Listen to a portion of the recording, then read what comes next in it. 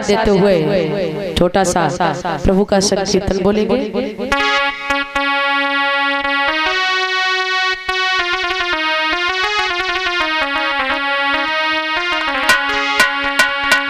कि जनी धरी लई है निठुराई रे बर मागे पियासे, हाय हाय रे बर मागे पियासे।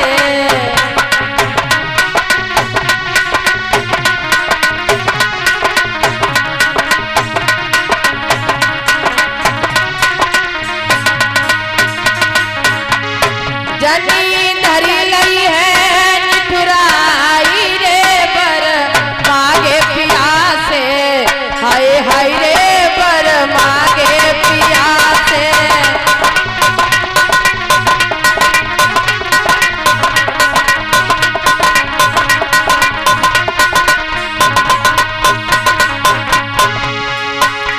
अरे तापस भेष विशेष उदासी, अरे तापस भेष विशेष उदासी। और 14 बरस राम बनवासी, इन्हें बन को देव पठाई रे बर मागे पियासे, हाय हाय रे बर मागे पियासे। इन्हें बन को देव पठाई रे बर मागे पियासे, हाय हाय रे बर मागे पियासे।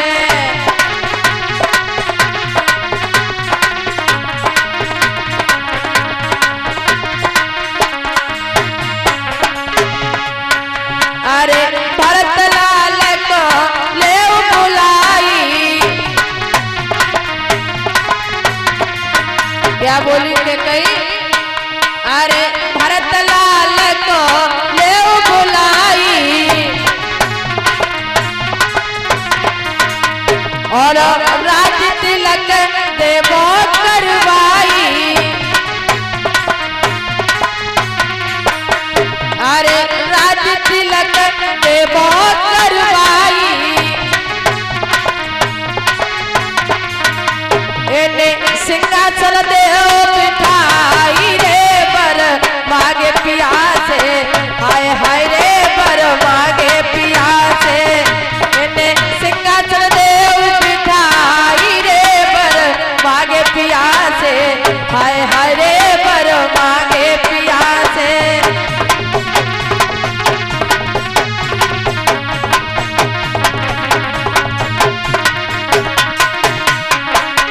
जनी धरी लई है निठुराई रे बर मागे पियासे, हाय हाय रे बर मागे पियासे।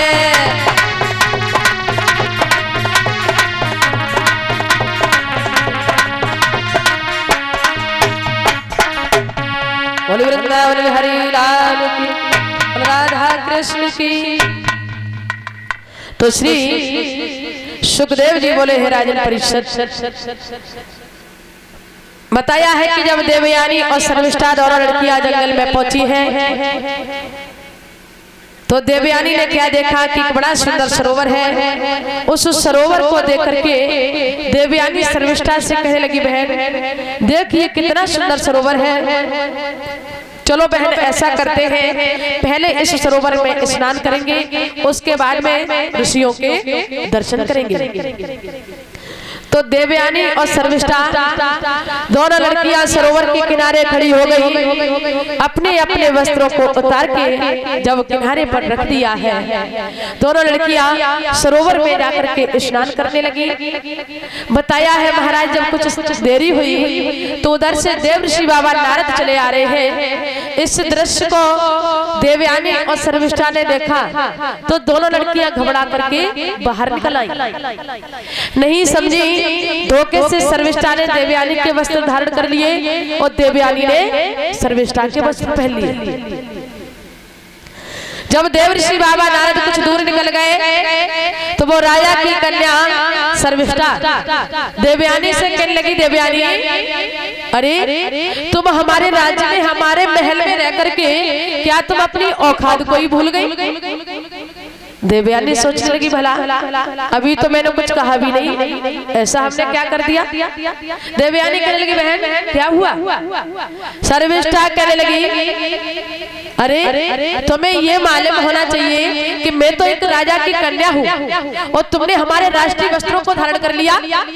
क्या तुम हमारे राज्य में हमारे महल में रह करके अपनी औकात को ही भूल गई? देवयानी कहने लगी, बहन देखो, पहली बात तो हमारी गलती नहीं है। अगर मैंने आपके वस्त्र पहन लिए हैं तो बहन, वैसे तो हम कहना नहीं चाह रहे थे, अगर मैंने आपके वस्त्र धारण कर लिए तो आपने भी तो हमारे पैर रखे। सर्विष्ठा ने सुना, सर्विष्ठा को क्रोध आ गया। सर्विष्ठा कहने लगी, इसका मतलब मैं तो आज दिन तक यही समझती रही, लेकिन वास्तव में मैं नहीं जानती थी कि किसी भिखारी भिखमंगे को रखाना ये बहुत गलत कार्य होता है। लेकिन मैंने बहुत बड़ी भूल कर दी जो एक भिखमंगे को हमने अपने राज्य में अपने महल में जगह दे दी। देवयानी कहने लगी, ये तो कुछ ज्यादा ही हद पार कर रही। देवयानी कहने लगी, सुनो, अगर मैंने आपके वस्त्र पहन लिए तो ज्यादा मत बोलो, आपने भी तो हमारे पैर रखे हैं। सर्विष्ठा आगे बढ़ी। सर्विष्ठा कहने लगी, क्यों री? और आगे बढ़कर के सर्विष्ठा ने देवयानी के गाल में ताड़ से तमाचा दिया, अपनी औकात को ही भूल गई और आगे बढ़ी।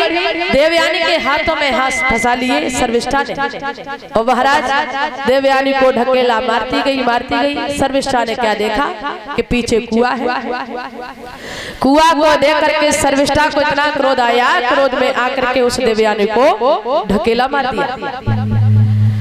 देवयानी तो कुएं में गिर पड़ी। सर्विष्ठा घर वापस लौट आई, लेकिन किसी को जाकर के ये नहीं बताया कि आखिर में देवयानी है तो है कहाँ। गुरु शंकराचार्य जी बड़े परेशान हैं। सारा दिन हो गया, शाम होने वाली, रात भी हो चुकी है। शुक्राचार्य ने सर्विष्ठा को पास बुलाया और कहा है, बेटी।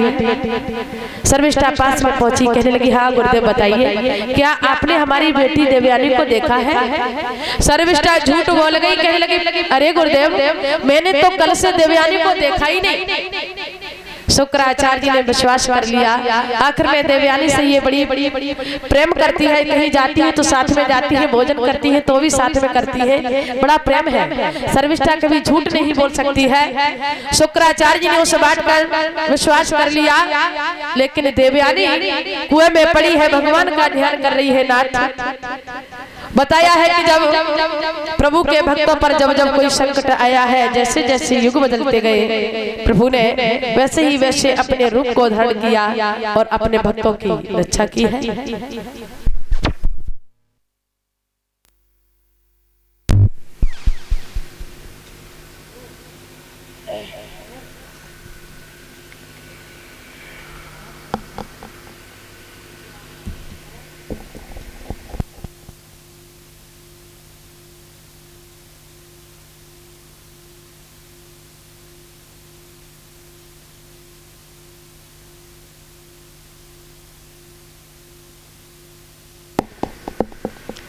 बोली वृंदावन में हरि लाल की, बोल राधा कृष्ण की।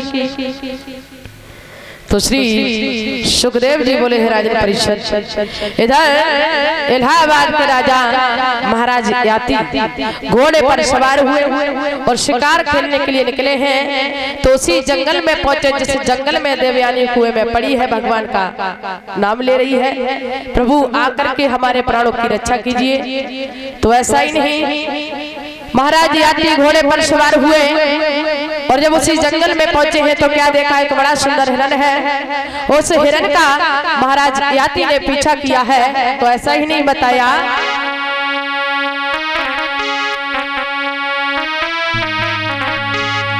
अरे पुनि पुनि तीर महाराज चलावा,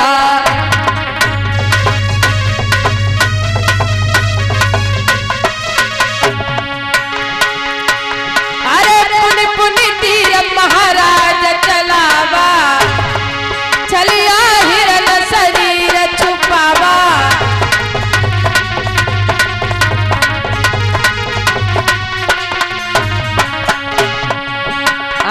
पुनि पुनि तीर महाराज चलावा और छलिया हिरन से तीर छुपावा।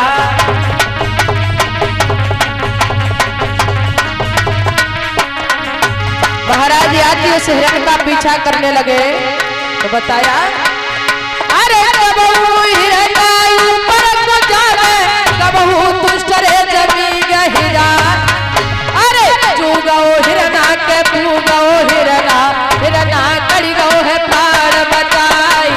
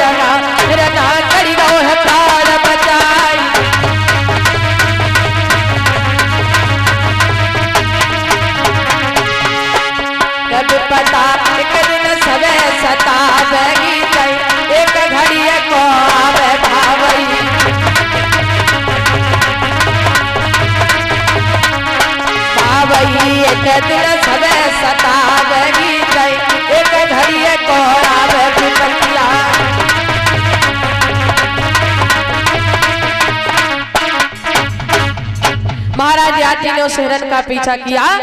पीछा करते करते महाराज याती उसी कुएं के पास से होकर के गुजरे। देवयानी ने घोड़ों के पैरों की आवाज सुनी तो देवयानी आवाज देने लगी भैया आप कौन हैं? आप हमारी सहायता कीजिए, आप हमें इस कुएं से निकाल करके बाहर कीजिए, हमारी हेल्प करो। आज उसी समय महाराज याती ने उस कन्या की आवाज को सुना। महाराज याती ने घोड़े को वहीं खड़ा किया और उसी कुएं के पास में खड़े हुए कुएं में झांक करके देखा है। क्या देखा? बड़ी सुंदर कन्या। महाराज याती पूछने लगे अरे देवी भला आप इस कुएं में कैसे गिर पड़ी हो? देवयानी कहने लगी महाराज पहले आप मुझे इस कुएं से